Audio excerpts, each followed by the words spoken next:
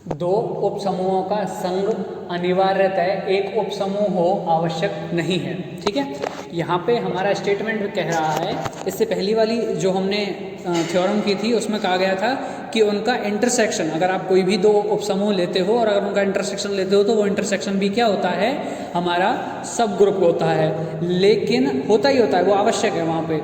आप दो उपसमूह लो, उनका इंटरसेक्शन लोगे तो भी वो उपसमूह होगा। ठीक है, अगर दो से ज़्यादा लोगे तो उनका इंटरसेक्शन भी क्या होता है, एक उपसमूह होता है। लेकिन ये कंडीशन हमारी संग यानी कि यूनियन के लिए अप्लाई हो ऐसा आवश्यक नहीं है। हो सकता है कि आपने दो उपसमूह लिए H1 और H2, ठीक है, उनका यूनियन लिया और वो हमारे ग्रुप जी का क्या हो गया, सब ग्रुप हो गया, हो सकता है। कई बार हो, ऐसा आवश्यक भी नहीं है ना। कई बार आप ऐसा हो कि H1 यूनियन H2 लिया और वो उपसमूह हो तो वो उपसमूह नहीं होगा, है ना, तो हो भी सकता है। होना भी होना और ना होना दोनों डिपेंड करता है H1 और H2 आप कैसे ले रहे हो, वो आपस में कैसे बिहेव कर रहे हैं, उनकी प्रॉपर्टीज़ क्या हैं, ये चीज़ें वहाँ पे फोकस करती हैं। ठीक है ना। तो अब यहाँ पे हमारी जो थ्योरम स्टेटमेंट बोल रही है कि दो उपसमूहों का संग एक उपसमूह होता है। इसने बोल दिया कि हाँ अनिवार्यतः है कि होगा ही होगा। अब ये बोलोगे कि ये चीज़ तो हमने पहले बोली थी कि आवश्यक नहीं है होना, अब यहाँ पे बोल रहे हैं थ्योरम के अंदर कि नहीं ये तो होगा ही होगा। लेकिन इसमें आगे एक कंडीशन भी दी गई है। क्या कंडीशन दी गई है कि दो उपसमूहों का संग भी एक उपसमूह होगा। कब? यदि एक उपग्रुप दूसरे उपग्रुप में क्या हो, अंतर्विष्ट हो। यानी कि जब आप कोई भी दो उपग्रुप लेके चल रहे हो तो एक ग्रुप दूसरे के अंदर होना चाहिए, यानी कि एक बड़ा होना चाहिए, उसी के अंदर दूसरा उपग्रुप हो। ठीक है ना। तो ऐसा होगा तो क्या हो जाएंगे, उन दोनों का जो यूनियन होगा, उन दोनों उपसमूहों का क्या होगा, यूनियन होगा, वो क्या कहलाएगा, उपसमूह कहलाएगा। ठीक है, तो ये हमें प्रूफ करना है यहाँ पे, और ये भी काफ़ी अच्छी थ्योरम है। तो इसे जब हम आगे पढ़ेंगे तो सबसे पहले इस थ्योरम को करने से पहले थ्योरम का टाइप देख लेते हैं कि थ्योरम दे रखी है वो किस टाइप की थ्योरम है। ठीक है ना। इससे पहले वाली हमारी एक सिंपल थ्योरम थी, उसमें हमें ज़्यादा कुछ करना था नहीं। लेकिन इस वाली थ्योरम को देखोगे तो इस थ्योरम के अंदर हमारा ये देखो, एक ये वर्ड आ रहा है क्या, यदि दी थी। इसका मतलब होता है यदि और केवल यदि, इफ एंड ओनली इफ। ठीक है, कि अब इसका मतलब ये हुआ कि इस थ्योरम को आपको पहले तो ऐसे प्रूफ करना है कि दो उपसमूहों का संग दे रखा है, और संग क्या है, एक उपसमूह है, ये आपको दे रखा है। अब आपको प्रूफ करना है कि एक ग्रुप दूसरे ग्रुप में क्या होगा, अंतर्विष्ट होगा। पहला काम, यदि और केवल यदि कहता है कि आपने इतना प्रूफ कर दिया, अब इसका उल्टा भी प्रूफ करो। कन्वर्स विलोमतः भी इसका दर्शाना पड़ता है हमें। इसका मतलब अगले जो विलोमतः में हम क्या करेंगे, एक ग्रुप दूसरे ग्रुप में क्या होगा, अंतर्विष्ट होगा। फिर वहां प्रूफ करेंगे कि दो उपसमूहों का संग एक उपसमूह होता है। ठीक है, तो यानी कि जो स्टेटमेंट दे रखा होता है उसे पहले प्रूफ करते हैं, फिर उसके बाद में उसका कन्वर्स प्रूफ कर लेते हैं। तो ये होता है हमारी इस टाइप की थ्योरम को करने का तरीका। ठीक है, तो हम पहले इसको सिंपली तरीके से करने जाते हैं। तो सिंपली तरीके से अगर यहाँ पे करोगे तो आपको क्या मानने पड़ेंगे, पहले जो दे रखा होगा वो लेके चलेंगे। तो क्या दे रखा है, दो उपसमूहों का एक संग एक उपसमूह होता है। यानी कि क्या करना पड़ेगा, यहाँ पे क्या करोगे, माना H1 तथा H2 ग्रुप G के दो उपसमूह हैं तथा H1 यूनियन H2 भी ग्रुप G का एक उपसमूह है। ठीक है, ये हमें क्या दे रखा है, हमारी थ्योरम के अंदर दे रखा है। अब आपको क्या प्रूफ करना है, यहाँ पे आपको सिद्ध करना है कि क्या सिद्ध करना है कि एक उपग्रुप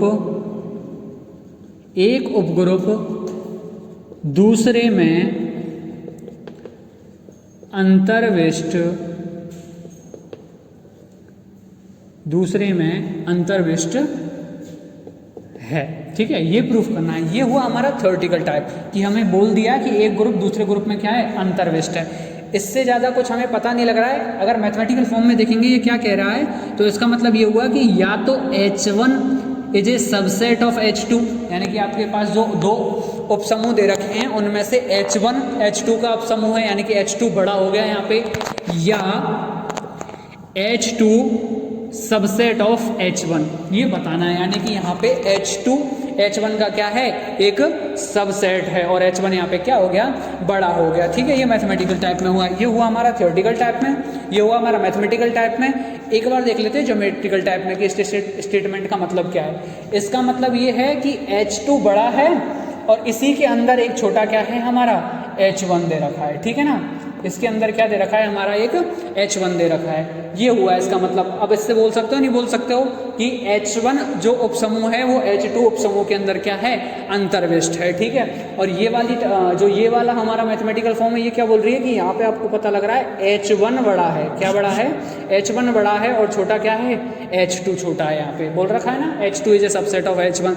इसका मतलब क्या हुआ कि H2 H1 के अंदर अंतर्विष्ट है। तो कोई भी एक ग्रुप दूसरे के अंदर अंतर्विष्ट होना चाहिए, या तो ये वाली टर्म हो जाए या फिर ये वाली कंडीशन फॉलो हो जाए या फिर ये वाली कंडीशन फॉलो हो जाए, कोई सी भी हो जाए, बस होनी एक चाहिए। तभी हम क्या कहेंगे कि जब आपका H1 यूनियन H2 क्या है, एक उपसमूह है। ठीक है ना, तो ये हमें प्रूफ करना है यहाँ पे। अब ये जो प्रूफ करना है, इसके लिए आपको यहाँ पे लेके चलेंगे हम कुछ ना कुछ। अब अगर हमें दे रखा होता कुछ ना कुछ तो लेके चलते, बस इतना सा दे रखा है तो इनको तो हम बीच में ही यूज करेंगे। अब यहाँ पे जो स्टेटमेंट है इसका उल्टा लेके चलेंगे, यहाँ पे जो भी ये स्टेटमेंट दे रखा है इसका उल्टा लेके चलेंगे और फिर हम आगे सॉल्व करते हुए जाएंगे कि इसने बोला है कि एक ग्रुप दूसरे ग्रुप में अंतर्विष्ट है, ये हमें प्रूफ करना है। हम इसका उल्टा लेके चलते हैं कि एक ग्रुप दूसरे ग्रुप में अंतर्विष्ट नहीं है, यानी कि H1 is not a subset of H2। ये लेके चलते हैं, आगे हम प्रूफ करने जाते हैं और लास्ट में कुछ ऐसा आएगा कि हमारा जो फाइनल आंसर आ रहा होगा वो विरोधाभास में आ जाएगा। कुछ भी ऐसी टर्म आ जाएगी कि जो बोल रखा है उसके उल्टा है, बिल्कुल जैसा हम समझते हुए आए वैसे उसके उल्टा है, यानी कि विरोधाभास में। इसका मतलब जो हम पहले स्टेटमेंट मान के चले थे वो गलत कब आएगा, जब हम उससे रिलेटेड कुछ गलत मान के चले होंगे पहले, तभी तो गलत आएगा। तो इसका मतलब जो हम स्टेटमेंट मान के चले हैं यहाँ पे वो क्या आएगा, यहाँ पे गलत आएगा। ठीक है, तो ये है हमारा कहने का मतलब। तो अगर वो गलत है तो उसका उल्टा सही हो जाएगा, यानी कि यहाँ पे हम मान के चले थे H1 is not a subset of H2, उसके अलावा यहाँ पे क्या सही हो जाएगा, H1 is a subset of H2 हो जाएगा। ठीक है, तो अब इसका मतलब यहाँ पे हमें इसका क्या मान के चलना है, बिल्कुल उल्टा मान के चलना। और उल्टा मान के कैसे चलेंगे, माना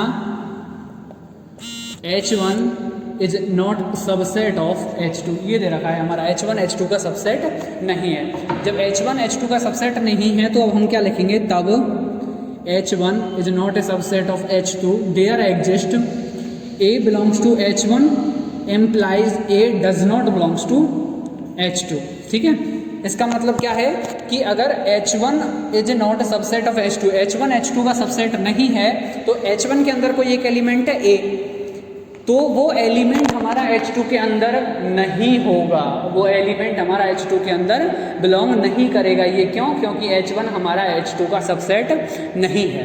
ठीक है, तो इससे ये आया। तो इसका मतलब ये हुआ कि अगर ऐसा है तो A बिलोंग्स टू H1 तथा B बिलोंग्स टू H2, ऐसे हो जाएगा। यानी कि A एक H1 का एलिमेंट होगा और हमारा क्या B भी क्या होगा, एक H2 का एलिमेंट। हमने एक नया एलिमेंट मान लिया, वो किसका एलिमेंट हो जाएगा, H2 का एलिमेंट हो जाएगा। ठीक है, ये ऐसा हो जाता है ना।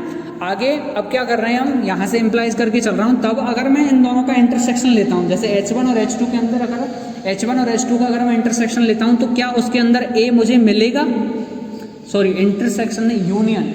अगर मैं H1 H2 का यूनियन लेके चलता हूँ तो क्या मेरा A उसके अंदर मिलेगा, बिल्कुल मिलेगा। क्यों, क्योंकि A किसका एलिमेंट है, H1 का एलिमेंट है, और H1 का एलिमेंट है तो H1 H2 के यूनियन में भी A मिलेगा। तथा इसी प्रकार यदि मैं B लेके चलूँ तो क्या B भी H1 यूनियन H2 में मिलेगा, बिल्कुल मिलेगा। क्यों, क्योंकि B भी किसका एलिमेंट है, H2 का एलिमेंट है, और जब आप यूनियन लेके चलते हो तो B भी किस में मिलेगा, H1 यूनियन H2 में मिलेगा। ठीक है, अब आगे अगर मैं यहाँ पे देखूँ तो चूंकि हमें पता है कि H1 यूनियन H2 उपसमूह है, उपसमूह है। अब ये क्यों, क्योंकि हम ये लेके चले थे, हम शुरू में जब हमारी थ्योरम देखेंगे तो वहाँ हम लेके चले हैं कि H1 यूनियन H2 क्या है, उपसमूह है। और जब ये उपसमूह है तो इसका मतलब ये क्या करेगा, जो हमारी सब ग्रुप की थ्योरम होती है, जो हमारी फर्स्ट इंपॉर्टेंट थ्योरम होती है, उसके स्टेटमेंट का क्या करेगा, ये फॉलो करेगा। तो A B inverse belongs to H1 union H2 आएगा ही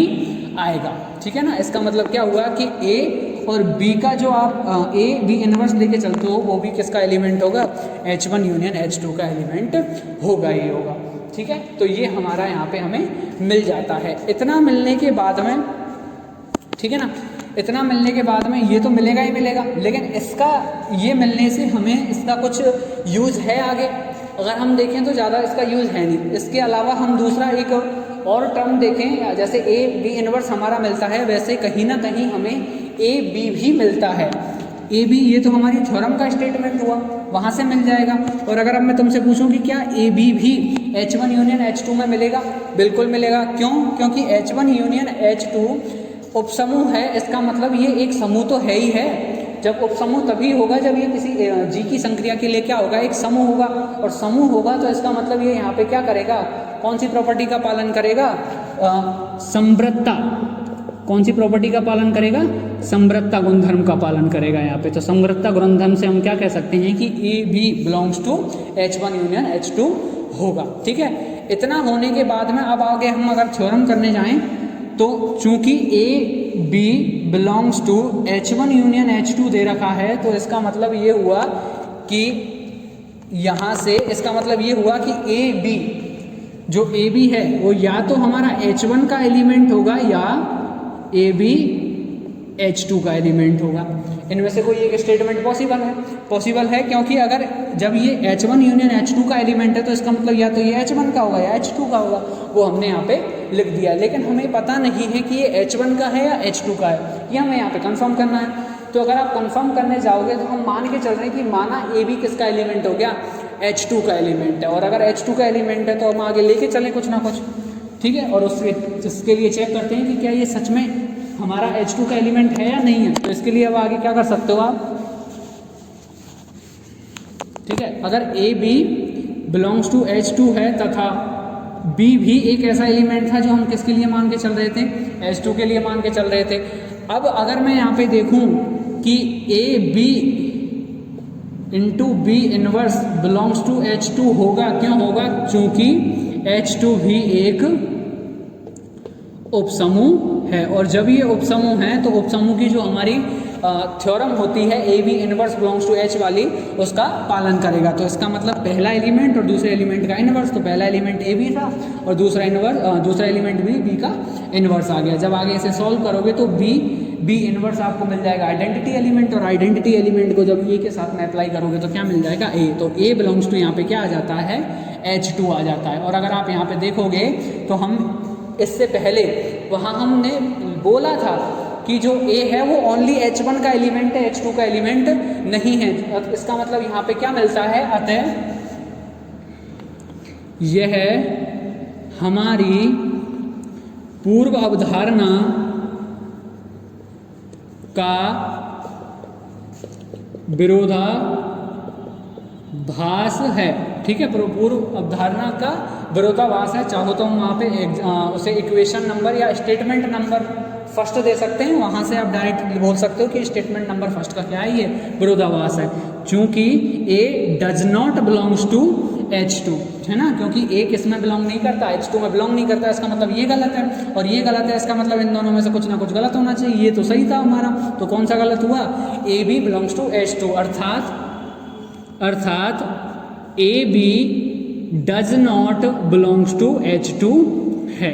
ठीक है ना, अर्थात A B does not belongs to H2। इसका मतलब ए बी किस में बिलोंग नहीं करता, H2 में बिलोंग नहीं करता। इम्प्लाइज कि ए बी जब H2 में बिलोंग नहीं कर रहा तो अब कहाँ बिलोंग करेगा, H1 में बिलोंग करेगा। तो इसका मतलब ए बी बिलोंग्स टू H1। ठीक है, तो हमारा ए बी यहाँ पे किस में बिलोंग कर गया, H1 में बिलोंग कर गया। और जब ये H1 में बिलोंग कर जाता है तो आगे हम जैसे ये वाला स्टेटमेंट हमने लिया था या ये वाली जो हमारी लाइन थी हम लेके चले थे, वैसे ही H2 के लिए लेके चले थे। यहाँ पे किसके लिए ले लेते हैं, H1 के लिए ले लेते हैं। तो H1 के लिए लेके चलें तो इसे कैसे लिख सकते हैं,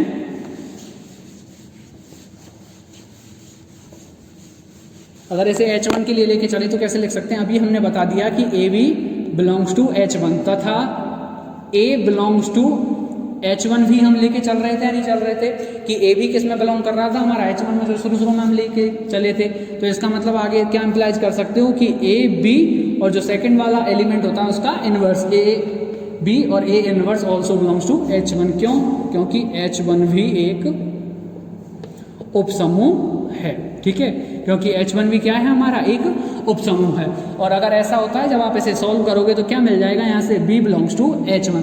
तो अब आप यहाँ से देख रहे हो क्या क्या चीज़ें मिली, अर्थात यहाँ से हमें क्या क्या चीज़ें मिल गई कि A belongs to H1, B belongs to H1 तथा AB बिलोंग्स टू H1। इसका मतलब क्या हुआ कि A belongs to H1, B belongs to H1 और AB बिलोंग्स टू H1। इसका मतलब ये हुआ कि जो हमारी पहला जो स्टेटमेंट था कि H1 is not a subset of H2 वो सही है। कैसे सही है? क्योंकि वहाँ पे हम बोल रहे थे कि H1 क्या होगा, ऐसे बोला था हमने कि H1 H2 का सबसेट नहीं है, जो कि सही है। क्यों सही है?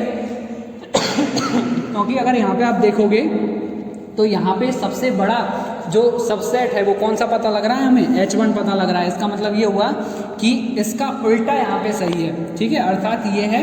तो इम्प्लाइज करके क्या लिख सकते हो, H1 या फिर ऐसे लिख सकते हो H2 is a subset of H1, अर्थात H2 H1 में अंतर्विष्ट है। इसका मतलब यहाँ पे जो हम बोल के चल रहे थे ना कि H1 is not a subset of H2 वो सही है, हम मान के चल रहे थे वो सही है, क्योंकि H1 क्या है यहाँ पे बड़ा है और H2 क्या मिल गया हमारा, छोटा मिल गया। तो इसका मतलब ये हुआ कि H2 H1 के अंदर अंतर्विष्ट होगा, ठीक है ना। क्यों बड़ा है? क्योंकि H1 के अंदर कौन कौन से एलिमेंट आ रहे हैं, A B, और H के अंदर ओनली कौन सा एलिमेंट आ रहा है हमारा, B। कौन सा एलिमेंट आ रहा है, B आ रहा है। इसका मतलब क्या बड़ा हो गया हमारा, H1 बड़ा हो गया। तो इसका जो आधा जो हमारा प्रूफ था वो हो चुका है, क्योंकि हमने क्या बोला था कि आपको प्रूफ करना है या तो H2 is a subset of H1 बता दो या फिर H1 is a subset of H2 बता दो। इन दोनों में से कोई भी एक बताना था, जो हमारा ये हो गया। अब अगर इसका उल्टा लेके चलते हम शुरू में कि जैसे हम लेके चले थे यहाँ पे H1 is not a subset of H2, तब हमारा मिला H2 is a subset of H1। और अगर इसका उल्टा लेके चलते, जैसे मैं माना H2 is not a subset of H1 अगर लेके चल रहा हूँ, तो इसका मतलब यहाँ पे क्या मिलता, इसका मतलब यहाँ पे क्या मिलता, H1 is a subset of H2 मिल जाता, ठीक है। सेम यही प्रोसीजर होता, बस हमारा जो रिजल्ट है वो थोड़ा सा ऐसे मिल जाता है, यानी कि इनमें से या तो ऐसे प्रूफ कर दो या ऐसे प्रूफ कर दो। तो हमने ये वाला कर दिया, ठीक है, ये वाला करने की जरूरत नहीं है, इससे पता लग रहा है अपने आप ही। तो हमारी जो आधी थ्योरम थी वो तो प्रूफ हो चुकी है कि हाँ हमारा इनका संग एक उपसमूह है, ये हम लेके चले थे, और एक ग्रुप दूसरे ग्रुप में अंतर्विष्ट है, ये हमने यहाँ पे प्रूफ कर दिया। तो आधी थ्योरम हो गई। इसके बाद में अब हमारा यहाँ पे थ्योरम का क्या लेके चलेंगे, कन्वर्स लेके चलेंगे, ब्लोमते लेके चलेंगे, ठीक है ना। तो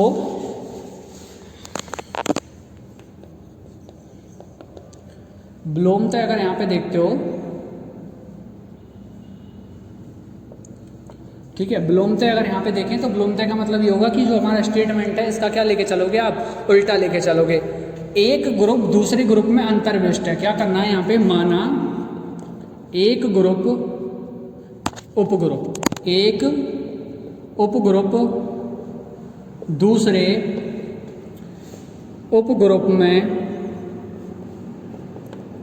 अंतर्विष्ट है, ठीक है ना, अंतर्विष्ट है, अर्थात क्या बोल सकते हो, या तो H1 is a subset of H2 है या H2 is a subset of H1 है। यानी कि जो दो कंडीशन हमने यहाँ पे बनाई थी ना कि H1 बड़ा है, यहाँ पे H2 बड़ा है, तो यहाँ पे H2 छोटा हो गया, यहाँ पे H1 छोटा हो गया। इन दोनों में से कोई भी एक कंडीशन हमारी यहाँ पे क्या है, सही है, कोई भी एक कंडीशन सही है, ये हम मान के चल रहे हैं। तो अब यहाँ पे हमें क्या सिद्ध करना है, सिद्ध करना है कि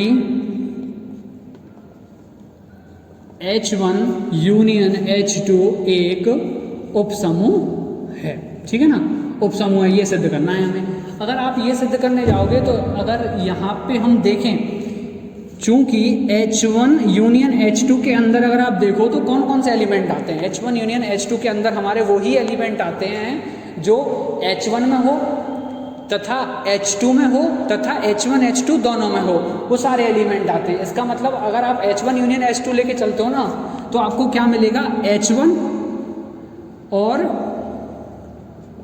H2, या तो H1 या फिर H2, ऐसे लिख लो H1 या H2। जो H1 यूनियन H2 के अंदर एलिमेंट आएंगे वो किस किस के आएंगे, या तो H1 के आएंगे या फिर H2 के अंदर आएंगे, और जो H1 H2 के दोनों के अंदर होंगे तो वो दोनों में से एक के अंदर आ ही जाएंगे। इसका मतलब H1 यूनियन H2 किसके बराबर आ रहा है हमारा, H1 के या फिर H2 के। चूंकि H1 तथा H2 दोनों G के उपसमूह हैं, अर्थात H1 यूनियन H2 भी G का एक उपसमूह होगा। ठीक है, और ये हमने क्या कर दिया, उपसमूह होगा नहीं है, प्रूफ ही कर दिया यहाँ पे। तो ये क्या हो गया हमारा, उपसमूह है। और यही प्रूफ करना था हमें कि एक संघ का दो उपसमूहों का संघ एक उपसमूह होता है, जो हमने यहाँ पे प्रूफ कर दिया। तो ये हमारी थ्योरम हो चुकी है।